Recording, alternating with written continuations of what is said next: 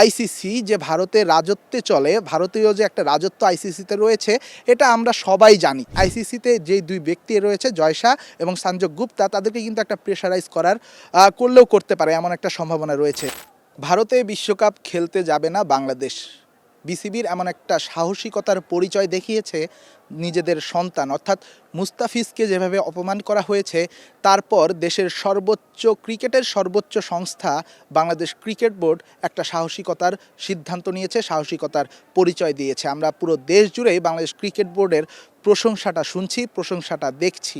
অন্যদিকে আমরা সোশ্যাল মিডিয়ায় বাংলাদেশের যিনি ক্রীড়া উপদেষ্টা অর্থাৎ আসিফ নজরুলের একটা স্ট্যাটাস দেখেছি, যেখানে তিনি সরাসরি জানিয়ে দিয়েছেন ভারতে বিশ্বকাপ খেলতে যাবে না বাংলাদেশ।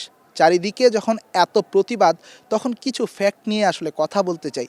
বাংলাদেশ ক্রিকেট বোর্ড যে সাহসিকতাটা দেখিয়েছে, যে সিদ্ধান্তটা নিয়েছে, শেষ পর্যন্ত এই সিদ্ধান্তে অটল থাকতে পারবে তো আমিনুল ইসলাম বুলবুল কিংবা ফারুক আহমেদের যে ক্রিকেট বোর্ড? একটু প্রথম থেকে আমি আসতে চাই। বাংলাদেশ সিদ্ধান্ত জানিয়েছে আইসিসিকে, অর্থাৎ তারা জানিয়েছে বাংলাদেশ বিশ্বকাপে ভারতে খেলতে চায় না সিকিউরিটি ইস্যুতে। এরপরে আইসিসি যদি এই যে এমন একটা দাবি, এই দাবিটাকে আমলে নেয়, তারা কিন্তু গ্রুপের যে চারটা বাকি দল রয়েছে, অর্থাৎ ওয়েস্ট ইন্ডিজ রয়েছে, ইংল্যান্ড রয়েছে, ইতালি রয়েছে, সাথে রয়েছে নেপাল।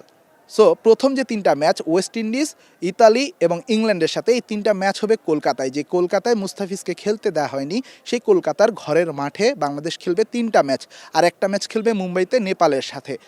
এখন যদি আইসিসি থেকে জানতে চায় এই চারটা দলের কাছে যে তারা আসলে বাংলাদেশের এই সিদ্ধান্তটা মেনে নেবে কিনা, বা তারা অন্য দেশের গিয়ে খেলবে কিনা, সেখানে কিন্তু এই দেশের ক্রিকেটার কিংবা ক্রিকেট বোর্ড যেগুলো রয়েছে, অর্থাৎ ওয়েস্ট ইন্ডিজ কিংবা ইংল্যান্ডের মতো বড় ক্রিকেট বোর্ড যারা রয়েছে, তারা কিন্তু অনেক কিছু চিন্তা করবে। তারা ইস্যু দাঁড় করাতে পারে। এখানে একটা ভ্রমণ ক্লান্তির ব্যাপার আছে, যেহেতু বিশ্বকাপ দুটি দেশে হবে, ভারত এবং শ্রীলঙ্কা। এই দেশ থেকে ওই দেশে গিয়ে ম্যাচ খেলে আবার এই দেশে আসা, এই ভ্রমণ ক্লান্তিটাকে তারা ইস্যু করতে পারে। নাম্বার দুই একটু কথা বলবো। দুই দেশ, বাংলাদেশ যখন এমন একটা সিদ্ধান্ত জানিয়েছে, তখন এই পুরো ব্যাপারটা কিন্তু এখন রাজনীতির দিকে আসলে মোড় নিয়েছে, অর্থাৎ রাজনৈতিক সিদ্ধান্তও কিন্তু এখানে আসবে। আপনি মানেন কিংবা না মানেন, আইসিসি যে ভারতের রাজত্বে চলে, ভারতীয় যে একটা রাজত্ব আইসিসিতে রয়েছে, এটা আমরা সবাই জানি, এটা একটা ফ্যাক্ট। অর্থাৎ আইসিসির যে প্রেসিডেন্ট জয় শাহ, তারপরে ওখানকার যে সিইও সঞ্জয় গুপ্তা, আমি যদি ভুল না করি নামটা, এই দুইজন কিন্তু ওখানকার সব থেকে দায়িত্ববান ব্যক্তি। এবং তারা যদি তাদেরকে যদি আসলে ভারতীয় সরকার প্রেশারাইজ করে, কারণ আমরা বাংলাদেশ যদি ভারতে খেলতে না যায়, সেটা ভারতীয় সরকারের জন্যও কিন্তু অপমানজনক হবে, যে একটা দেশ বাংলাদেশ যারা সিকিউরিটি কনসার্নের জন্য ইন্ডিয়ায় খেলতে যেতে চায় না। এইটা কিন্তু যে ভারতীয় সরকার রয়েছে, তারা চাইবে যেন কোনোভাবে না হয়। এবং আইসিসিতে যে দুই ব্যক্তি রয়েছে, জয় শাহ এবং সঞ্জয় গুপ্তা, তাদেরকে কিন্তু একটা প্রেশারাইজ করলেও করতে পারে, এমন একটা সম্ভাবনা রয়েছে। সেক্ষেত্রে কিন্তু ডিসিশনটা বাংলাদেশের পক্ষে নাও আসতে পারে।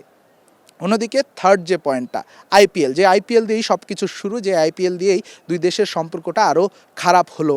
সেই আইপিএলে কিন্তু ওয়েস্ট ইন্ডিজ এবং ইংল্যান্ডের অনেক প্লেয়ার খেলে। সেখানে যদি ইংল্যান্ড এবং ওয়েস্ট ইন্ডিজের যেই ক্রিকেট বোর্ড, তারা যদি রাজি হয়, সেক্ষেত্রে আসন্ন যে আইপিএলটা রয়েছে, সেখানেই কিন্তু ওয়েস্ট ইন্ডিজ ইংল্যান্ডের প্লেয়াররা সাফার করতে পারে। তাদেরকেও রিলিজ করা হতে পারে, তাদেরকে না খেলানো হতে পারে, এমন অনেক কাণ্ডই হতে পারে। যদিও এগুলো সব কিছুই আমার ধারণা, এগুলো সত্য হবে এমনটাও না, তারপরও আমি এগুলো ফ্যাক্ট, আমার মনে হচ্ছে এগুলো ফ্যাক্ট হবে।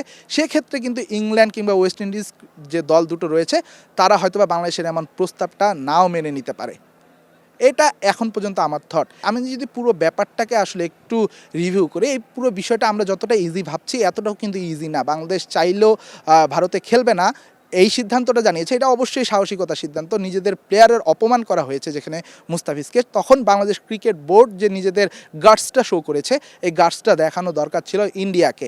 তবে এখানে কিন্তু এখন রাজনীতির একটা ব্যাপার আছে। আমরা কিছুদিন আগেই দেখলাম বেগম খালেদা জিয়া যখন মারা গেলেন, ভারতের ফরেন মিনিস্টার যিনি জয়শঙ্কর, তিনি কিন্তু ছুটে এসেছেন। তিনি তারেক রহমানের সাথে আমরা দেখেছি তার সেই সাক্ষাতের সেই মুহূর্তটা।